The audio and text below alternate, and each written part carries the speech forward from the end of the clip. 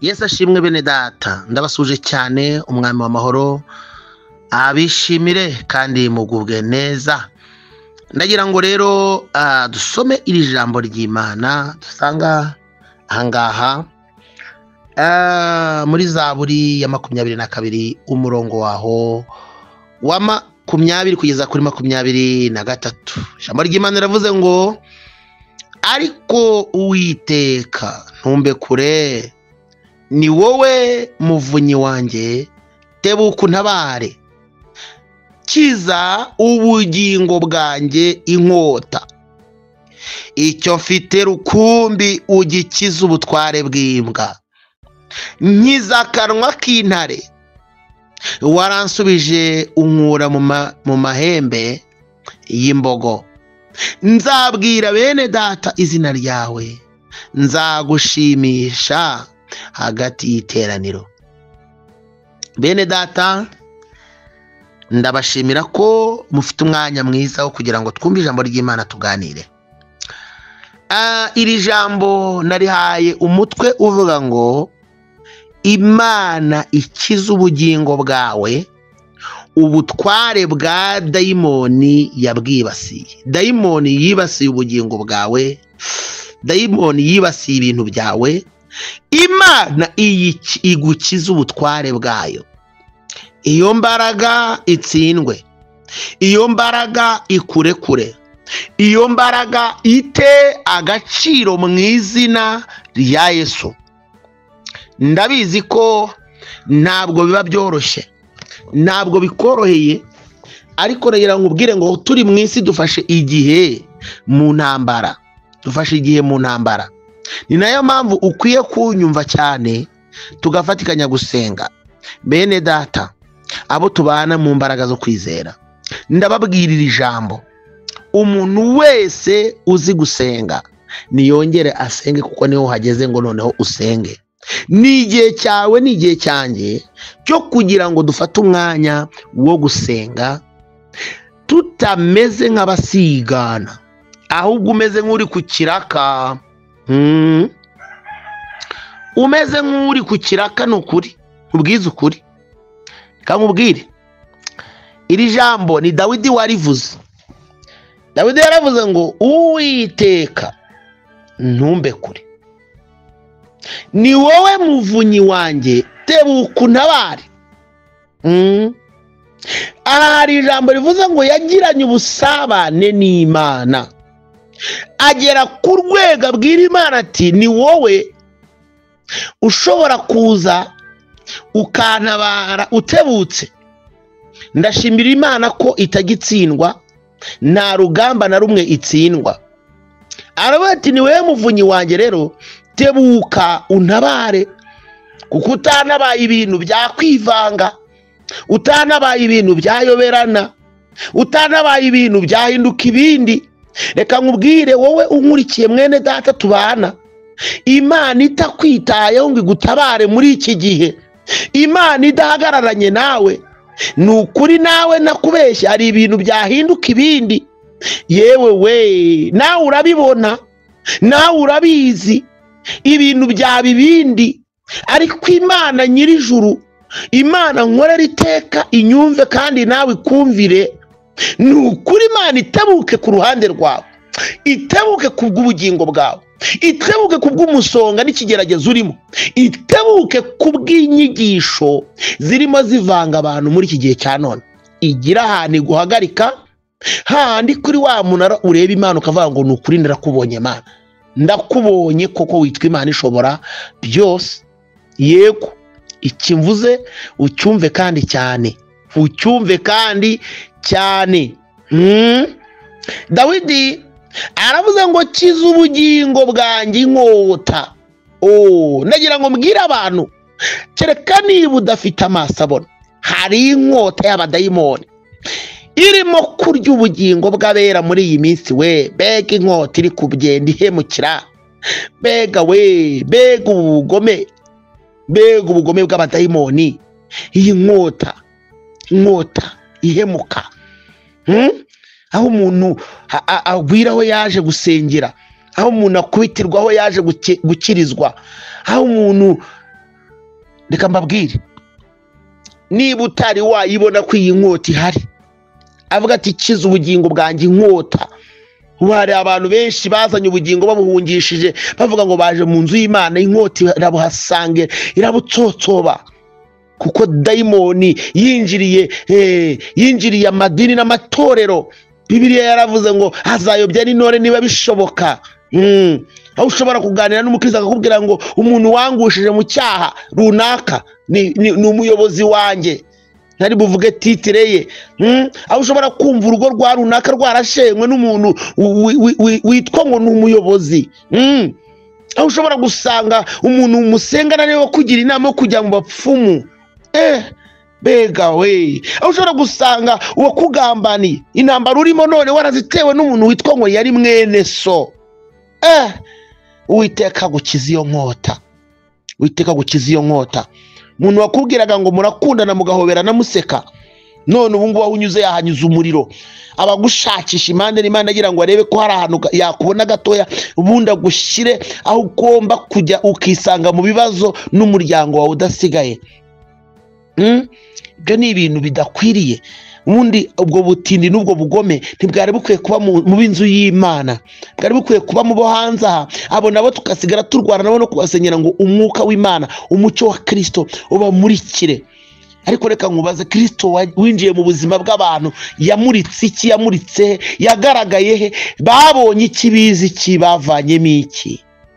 Reka nkubwire ngo urwo ni urukuta rukomeye rwadindije ivugabutumwa, kuko benshi baravuga batera umwanzuro cyangwa conclusion cyangwa conclusion, bagakonkludinga bakavuga ngo aho gukizwa nka bariya nabireka. Abandi ukugira ngo wumve ukuntu ubugingo inkota bumereye nabi, abandi ugasanga bivanze n'abanyamahanga. Niba uyu munyamahanga ibyo akora nawe ubikora musa, ntawe mutandukaniye, ni iki kizatuma yumva ko uri umuntu ufite isumbwe mu by'umwuka n'agakiza? Azakwigiraho iki? Ntacyo. Impamvu rero ntacyo akwigiraho, ni nayo mpamvu ntacyo azahindukaho, kuko ntacyo umwigishije, ntacyo umurushije. Mbega akababaro. Dawidi aravuga kandi ngo icyo mfite rukumbi ugikiza ubutware bw'imbwa. Icyo mfite rukumbi, icyo dufite rukumbi ni umwuka uhumeka ubugingo, mwuka w'ubugingo, mwuka uzabona Imana, ubugingo buzabona Imana. Nicyo dufite rukumbi. Ubutware bw'imbwa ni ubuhe? Buri mu byiciro byinshi. Akenshi barabizi ko imbwa ishushanya umwuka w'ubuhehesi, marari, ubusambanyi, ibintu nk'ibyo. Iyo ni sekurume cyangwa ihene. Ariko imbwa ubundi nayo igasobanura agasuzuguro k'abadayimoni mu bundi buryo. Hanyuma rero iyo avuze ngo ukirinde ubutware bw'imbwa, bashatse kuvuga ngo izi mbwa, murabona ko umwuka w'ubusambanyi wamaze kuba mwinshi cyane. Abantu ntibatinya kwiyambika ubusa, abantu ntibatinya kugaragaza ibikoze isoni n'ibiteye isoni byabo bakoreye hirya no hino mu mabanga, ariko bakabishyira habona. Ibi ni ibintu bikojeje isoni. Birababaje none no kumva umuntu akubwira ngo uriya muntu n'uwo mu rusengero ariko twararyamanye, ubu umugabo cyangwa ubu umugore, ubu umusore cyangwa ubu umukobwa. Reka nkubwire ngo ubutware bw'imbwa bwaragufasha. Kuba byonyine ufitiye imbaraga ikujyana gusambana, ubutware bw'imbwa bwaragufasha. Reka nkubwire ngo uyu muntu usibye ko Kristo yamumurikira, ariko ubutware bw'imbwa bumuri hejuru ntabwo bumwemerera kugubwa neza. Mbibutse ko icyaha cy'ubusambanyi nubwo ari icyaha nk'ibindi, ariko ni icyaha Imana yanga urunuka, kuko kiruta ibindi byose. Bibiliya iravuga ngo ni igikorerwa indani mu mubiri. Reka mbabwire, Bibiliya yaravuze ngo imibiri yacu ni insengero z'umwuka wera uri muri twe. None ni gute wafashe urusengero rw'Imana ukarushyiramo ibindi? Iyo myanda n'ibyo bintu watendetsemo ntabwo bituma Imana iba muri wowe, ntabwo byigeze bituma umwuka w'Imana ahabwa ikaze ryuzuye. Musengera abantu b'Imana, musengera abanyarwanda, musengera abantu bumva ururimi, musengera umuntu wese wumva ururimi ubasha kunyumva. Umusengera ubutware bw'imbwa butamufataho ijambo. Musengera abana banyu, musengera abasore n'abakobwa, musengera inkumi, musengera abagabo bato n'abasore n'abagore batoya, musengere n'abakecuru n'abasaza bagisambana kandi bafite abuzukuru n'abuzukuruza. Ibyo mbivuze mbizi neza kuko dufite ingero. Umuntu wese unyumvisha afata umwanya wo gusenga, wirebaho gusa. Imana igukize ubwo butwari, Imana igukize, Imana igukize, ariko nawe ugira umwete wo gukiza abandi. Agakiza kawe ninde kagiriye umumaro? Wapfukamye ku bwa bangahe? Ni bangahe uri kurizwa n'ibibi bari gukora? Ibiziri uri kugenda ubisikana nabyo buri munsi, bishobora kuba bitari kuri wowe ariko biri ku bandi kandi urabibona. Ibyo ubona ku mbuga nkoranyambaga ibiri hanze aha ni ibintu bibabaje. Fata umwanya wo gusenga, fata umwanya wo gusenga.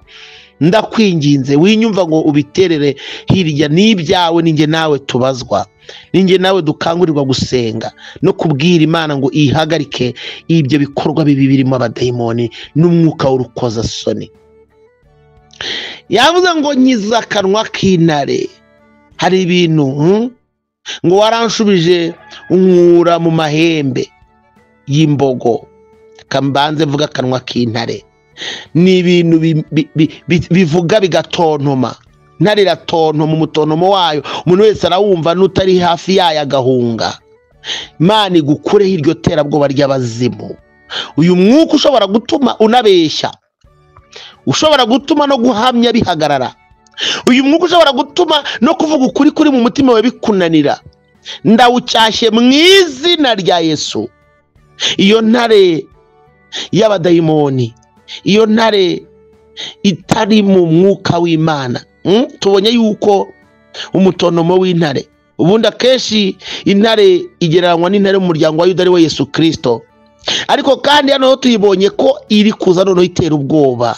Birasobanuye ngo hari intare igaragara nk'umucunguzi Kristo, ariko kandi hari n'uburyo kiyo ntare ari n'uburyo noneho birigaragaje intare nk'iterabwoba ry'abadayimoni. Ubwo rero biravuze ngo ibiri kugutera ubwoba, biri kugutontomera, ibituma udahamya, ibyatuma wiyambura iby'agakiza, ibyatuma kwera kw'Imana kutagaragara muri wowe, aho watsinzwe menya ngo uwo ni umutontomo w'intare itari yayindi yo mu muryango wa Yuda, ubwo ni intare yindi mbi. Murabizi ko burya nk'ubu tugira inkoko ziba mu rugo, ariko hakaba n'izindi biti inkware z'inyeshyamba cyangwa se z'ibirarashyamba. Birasobanuye ngo hari intare nziza n'intare mbi. Ibyo byose rero birasobanuye ngo kimwe gishobora gufata ishusho y'umucyo, ikindi kigafata ishusho y'umwijima. Imana igukize, Imana igukize. Aravuga ngo wanyijije amahembe y'imbogo. Birasobanuye ngo ni icyari kumuhwanya ihembe ry'imbogo rikubita rimwe umuntu agahwana.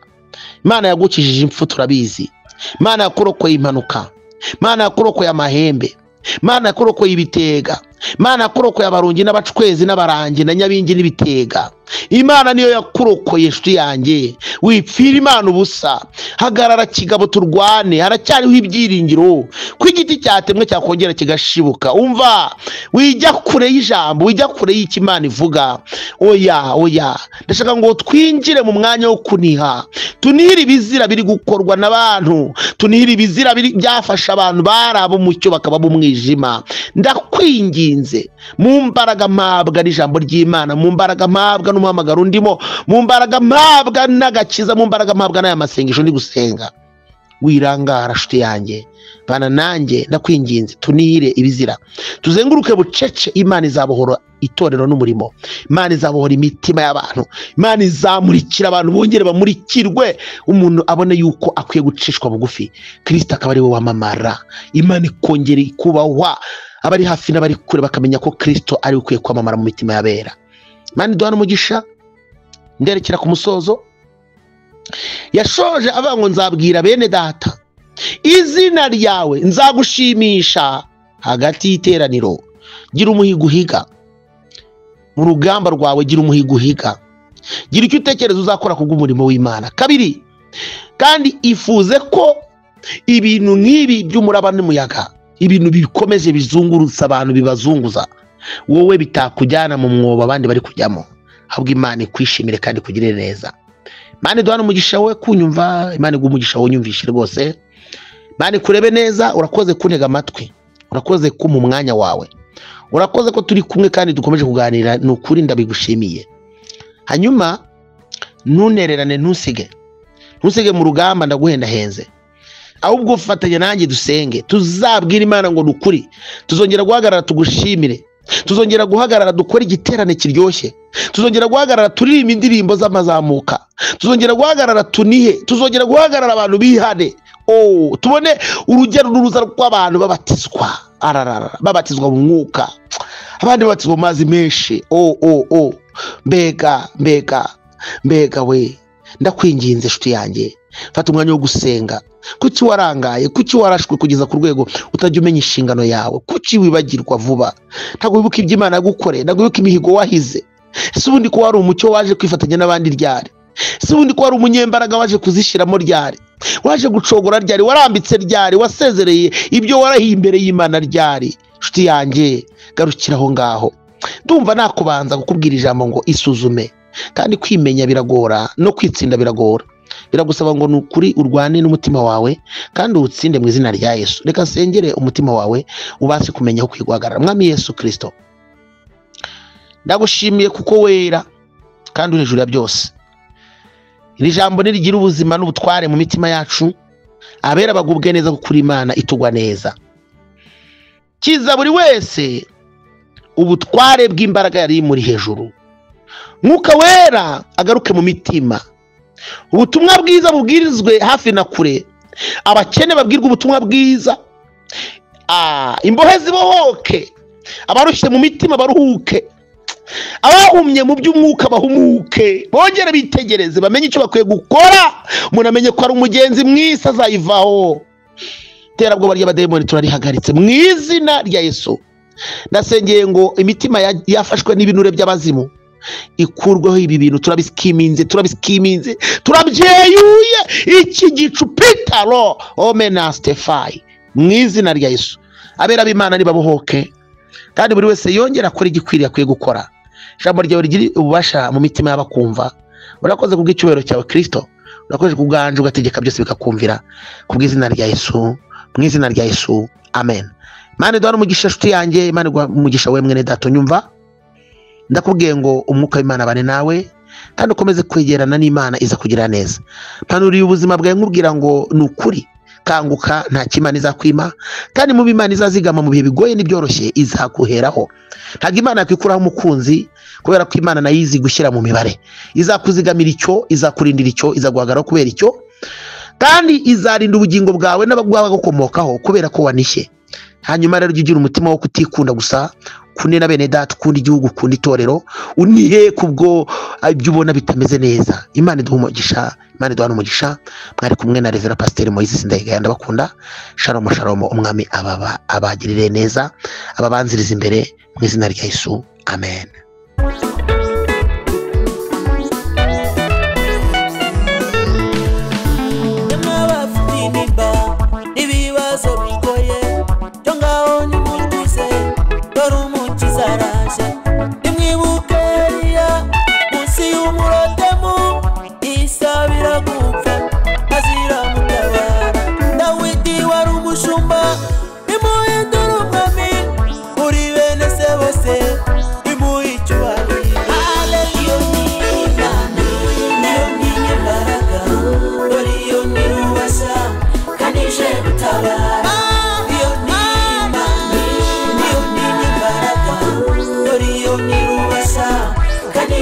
Tabara.